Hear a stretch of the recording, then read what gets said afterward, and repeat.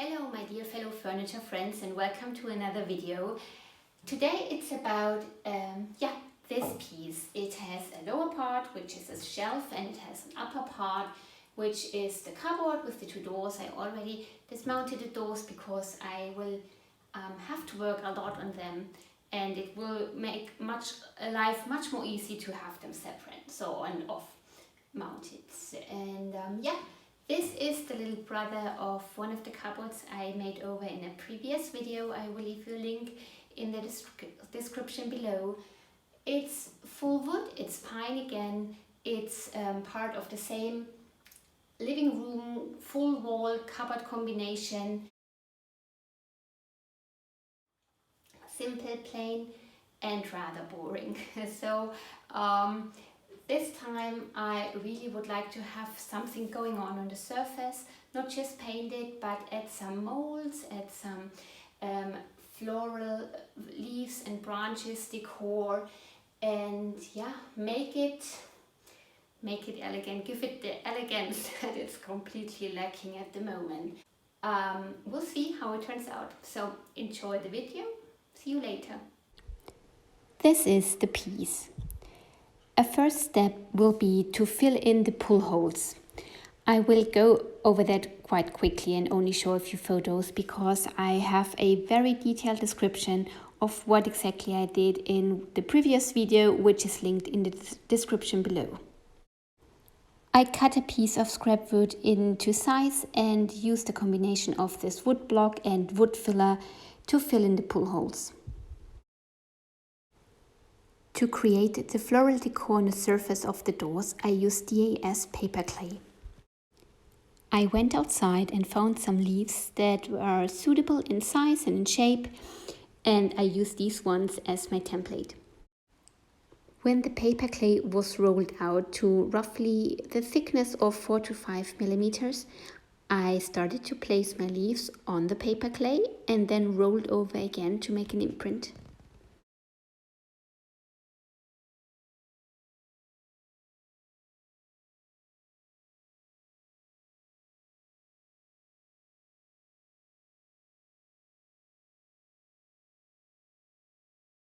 All was left to do is to cut out the shape of the leaves. As you can see, no special equipment needed. Just go to the kitchen and take what you need.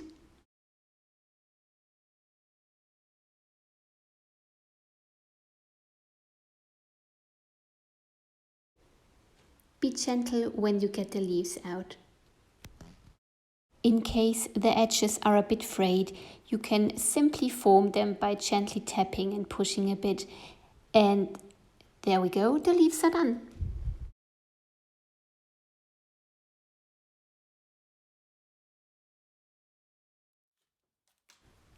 Time to work on the branches. There is no limitation to your creativity here. You can do the branches as big and as long as you want and as many twigs as you want. Just go with what you like. You might ask why I use paper clay to create the ornaments. Well, you know, I do this as a hobby and I don't get profit out of it so far. And that's why I try to keep the costs low. I'm sure I could purchase lovely silicone forms and use casting resin to get very, very detailed molds. But that, of course, costs quite a lot of money. And I think with the method here, you can get a very nice result.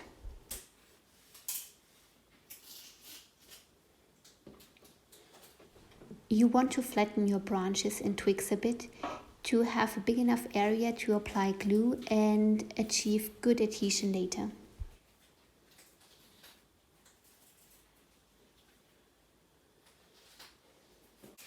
Let's create some more twigs, and then we will create some texture so that the surface resembles the bark of the tree and the branches.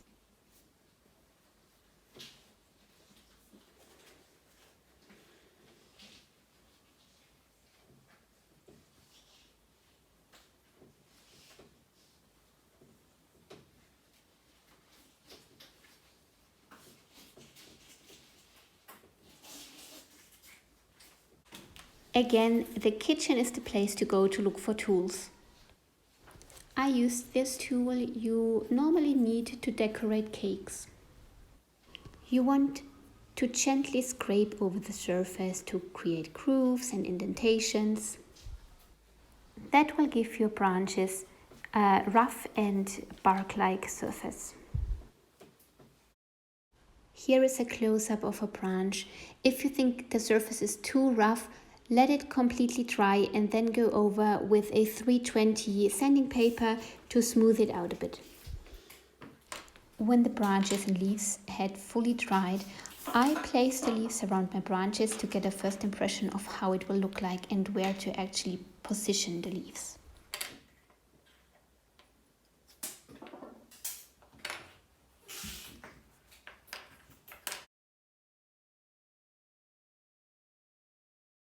Then it's time to glue it all in place. I used a rather strong construction glue, and since this is quite a thick paste, I used my finger to apply it to the backside of the leaves and the branches. I do show you the whole process for one of the branches, but I speed it up a bit. When the branch was positioned correctly, I wiped away excess glue and taped it in place just to support the curing process.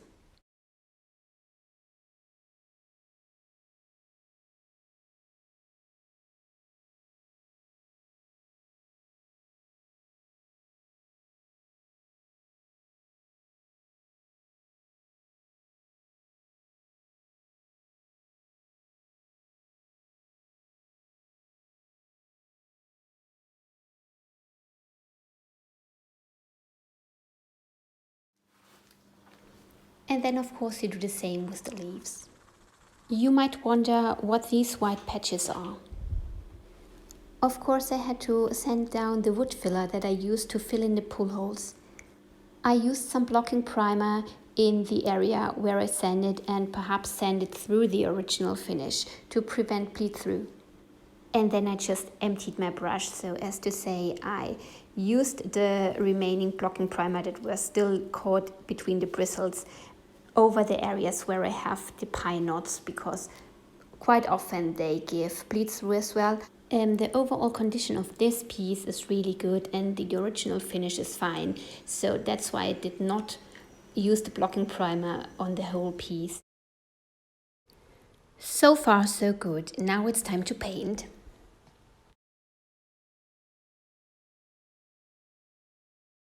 I used chalk paint in the light beige color. To get into all the corners and grooves, I used an artist brush and painted over my leaves and the branches. Make sure you let it dry long enough so you don't pull off the color when you go over with the paintbrush.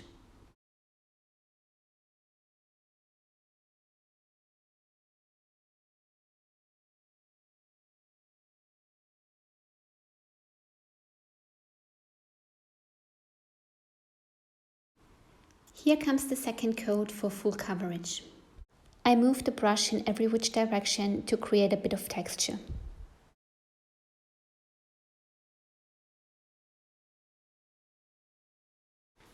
I want the decor to really stand out and to have a lot of dimension and depth.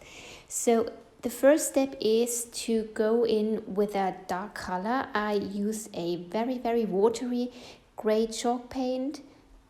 I think it was round about a 2-part water, 1-part chalk paint mixture. The watery mixture will flow into all the grooves so that the low points are dark. In addition, I outlined the shape of the ornaments with the dark color for more contrast and more depth.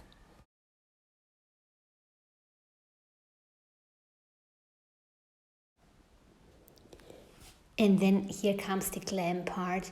I used gold gilding wax to highlight the high points. This is such a pretty contrast and it really brings out the texture.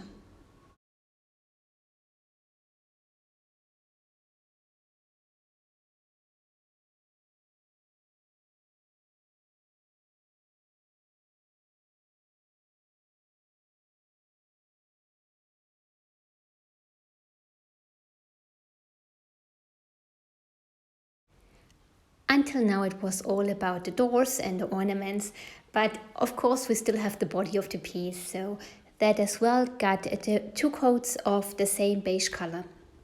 And again I moved the brush in every which direction to create some texture.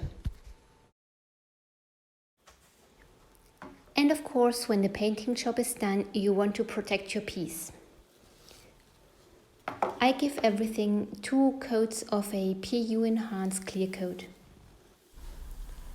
For application I like to use these little sponges, and yes, again, I just go to the kitchen to find what I need. It's a normal kitchen sponge.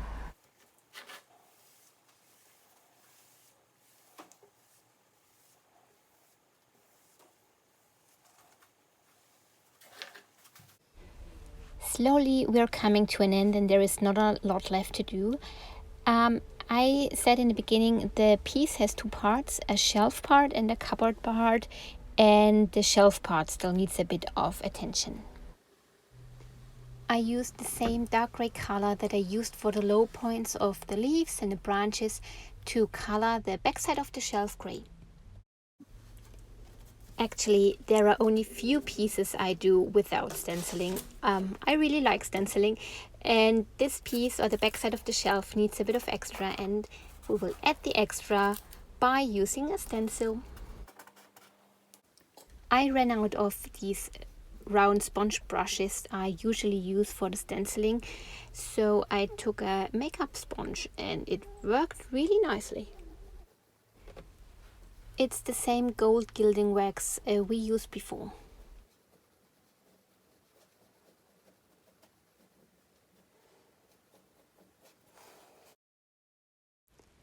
And again, we still have to protect the chalk paint used to paint the backside of the shelf. And yes, actually, I used the clear coat on top of the stenciled gilding wax. And I have no issues with that, I have to admit.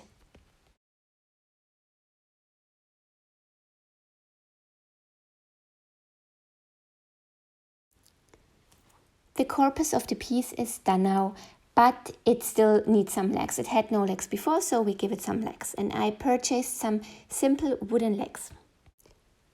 Using the gold gilding wax again, I gave them 1 coat of gold. Now I sand them again quite lightly with a 240 sanding paper to just get a very smooth touch, and then get a second coat of wax on it.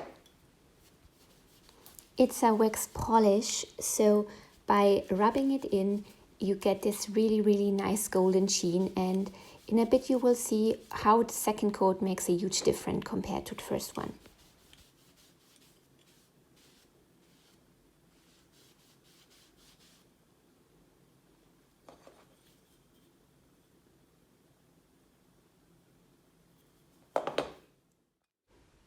Finally, it's time to attach the legs and to assemble the piece.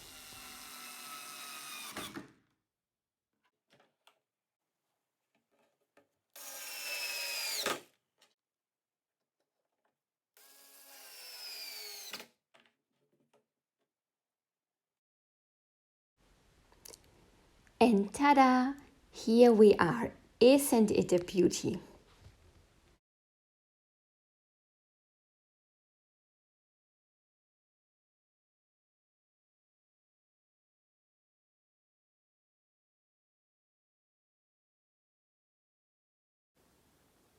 Hello again, welcome back. We're at the end of the video. This piece is done and I really love how it turned out. What a transformation compared to how it looked before. And it's now very elegant and it's classy, and especially modeling the ornaments here was really a lot of fun. So if you enjoyed the video and the project as much as I did, let me know, leave me a comment or a like, and please subscribe. There will be more videos coming. And yeah, until then, have a nice summer. See you soon. Bye bye and bis bald.